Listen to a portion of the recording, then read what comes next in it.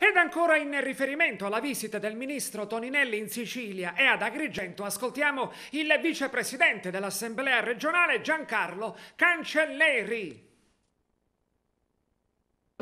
Ma oggi noi abbiamo voluto rappresentare quella che è stata una ricognizione dello stato dell'arte delle nostre infrastrutture, perché avevamo raccontato nei giorni passati al Ministro Toninelli a voce quelle che erano le assurdità di un sistema viario che è stato davvero dimenticato da chi è stato al governo della Nazione negli ultimi anni.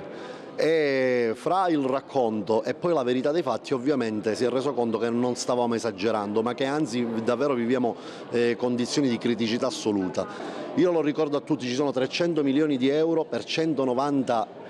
interventi da fare nelle strade provinciali, sia nel Patto per il Sud che nell'accordo di programma quadro, e noi vorremmo che questo avvenisse con celerità. Per questo sto chiedendo a Toninelli e a Di Maio di indire lo stato di emergenza per la viabilità secondaria e di nominare un commissario speciale con poteri speciali, in maniera tale da poter abbattere i tempi e bruciare le tappe per poter fare non solo la progettazione ma anche le gare d'appalto e avere tutte le autorizzazioni per poter aprire nel minor tempo possibile i cantieri già direttamente su queste strade e poter ridare ai cittadini siciliani una normalità. Ora, per me questi sono fatti concreti, reali, e sono risposte ad un territorio che ne aveva di bisogno, non solo quello agrigentino, ma io in generale parlo di quello siciliano. Se poi questo a qualche sindaco che ha il colore del partito politico che fino a ieri governava questa nazione e che della Sicilia si è dimenticata non bastano, e allora vuol dire che queste persone non hanno capito che è arrivato il momento di spogliarsi della casacca politica e di smettere di fare